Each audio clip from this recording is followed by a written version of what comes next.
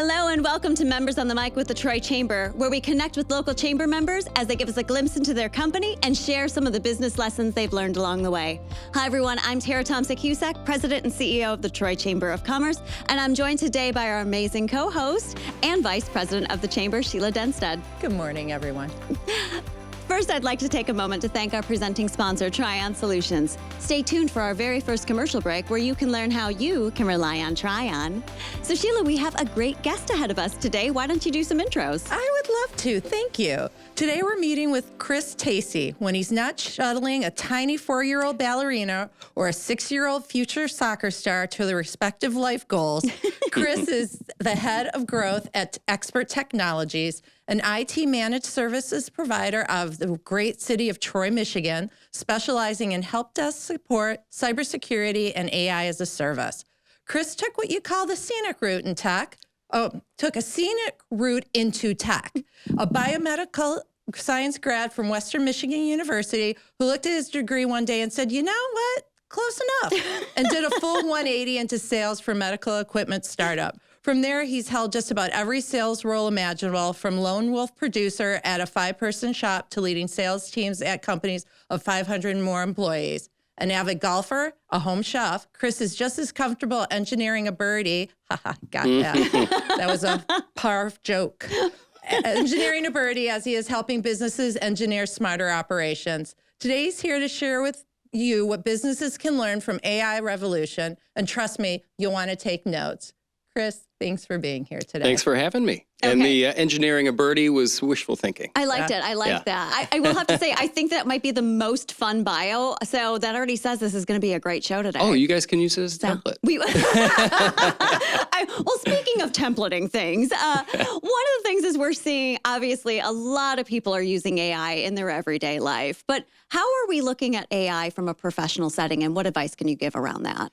Yeah, well, and actually, before I answer that, I wanted to ask you guys, are you guys using AI at all personally? Yes.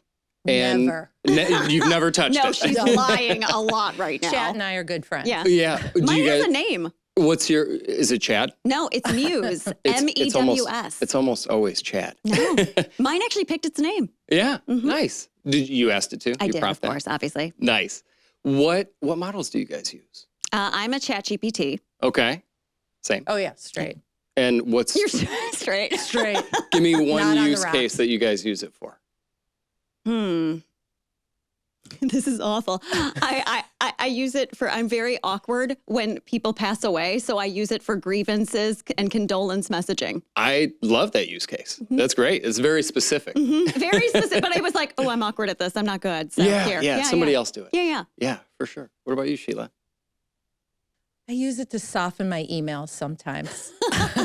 Yes, I do the same. I created an agent that specifically rewrites my emails for me. All I do is copy and paste it in. Yeah. Oh, wow. Perfect. Yeah. And if you had to guess, what percent, based on an MIT recent study, what percent of businesses do you think have AI usage going on in their businesses? Ooh, I'm going to guess lower. Okay. Based on the magnitude of stores and hospitality and things where maybe they're not utilizing their computers as much. So I'm going to go with a 37%. Okay. Sheila, what do you think? I'm going to go slightly higher, Bob. Yeah. What are you thinking? Give me a range. I think maybe around the 45 to 50%, because I know a lot of the companies right now are writing a lot of policies towards that. So I feel like more and more are using them day to day. Sure. So the study actually shows that between 95 and 98% of businesses have AI usage happening inside of their business. Interesting. Of that 95 to 98% of businesses, how many of those businesses do you think have personal email account usage going on? They're not, enterprise level memberships that they're putting out to their staff. What do you think that percentage is? I don't know. I've never been interviewed in my own podcast. I'm going to go with 70%. 90% of the usage that we're seeing in businesses are on personal accounts. So it's pretty interesting. Yeah. But lots of AI use in the business setting. So I guess my question would be, there's a lot of workers not doing their job because they're doing it from a personal perspective. Is that where I'm at? Not necessarily. AI is a great tool, right, to Correct. gain efficiencies and rewrite our emails and help us, respond to, people passing away, right? But it's also great in, for business use cases. Yeah. So, not using that tool, you might not be using something that's going to help you gain some of those efficiencies. But using a private account, there's some issues there. And we'll get into that in just a second. Yeah, I like where your head's at. All right. Yeah. So I guess we've discussed the commonalities of it. So what about, Sheila, what you got?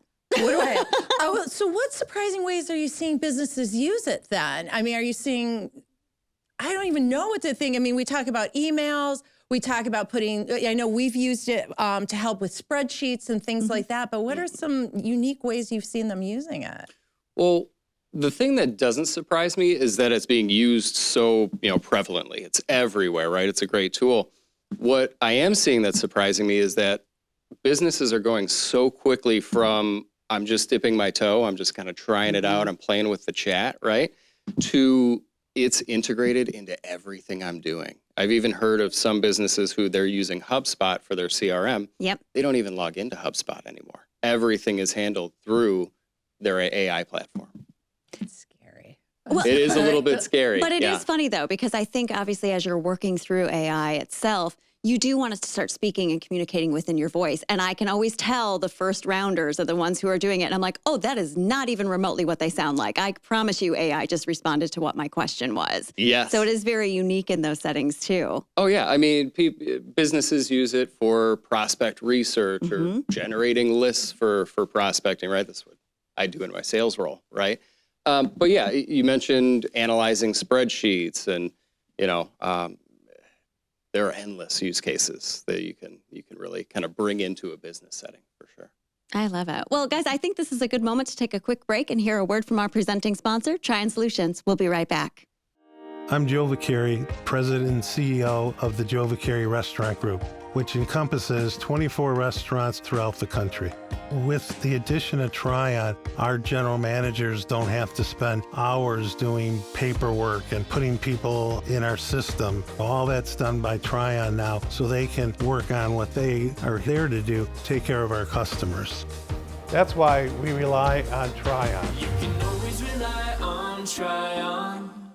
Welcome back to Members on the Mic with the Troy Chamber of Commerce. We are here with Chris from Xpert Technologies. So, Chris, we're talking a little bit more about AI, but what are some of the bigger concerns that you're seeing from businesses who are utilizing it or maybe not utilizing it right?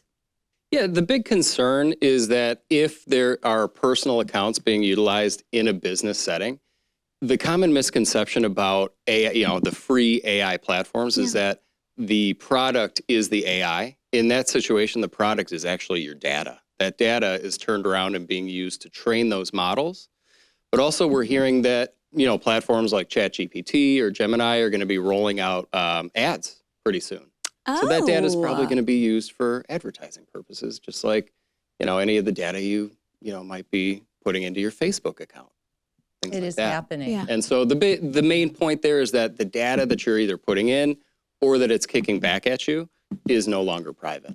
And if that holds some sensitive business information, you might be in some issues there. Well, and it's funny you bring that up because we all have our personal hobbies and we also have our work hobbies. And you're saying a lot of people are using it in personal. I always laugh when I can see, I'll ask a question and my chat doesn't necessarily know which head to look at. Like, am I answering it from Tara as a person or am I answering it as Tara as a chamber? Because you're probably a little blend. bit different in those settings, right? They'll blend and it's hysterical. I had one where I was talking and I love cats. I was looking up something around cats and I was like, I need to do something on like the economic outlook. And it actually spewed out, what a perfect day for the economic growth of, and I'm like, oh, no. So like, this is professional. Let's keep it professional. Let's keep it back. But I was like, please take out all the puns. But it was very funny to know that some people are just cutting and pasting real quickly without actually reading through what they're seeing. Oh, yeah. Yep. You can definitely see that. Even in the professional setting. Yeah. Absolutely. It's interesting you said that about ads because I did notice that starting to pop up, but I click off of them. So, oops. We all do. Yeah. But every once in a while, there's going to be something that, hey, I was just thinking about that, I'm pretty right? positive hers is going to be all purses and shoes. Oh, yeah. yeah. So on to our next question. The algorithms got you. I know you kind of well, sir. Well, you kind of alluded to it, but a sense of information getting out there. I mean, if people are using it and not realizing what and how they're using it, I have to imagine there's some instances where some things are getting out that really shouldn't be out there. Yeah, absolutely. And it doesn't really matter where that information is going. Just the fact that it's no longer private is an issue. Well, how can someone deal with that, or what kind of tips can you give someone to maybe not put that fully, or if you do that or it slips, what can they do to fix it if you can? Yeah. Yeah, big thing is no personal accounts in the business setting.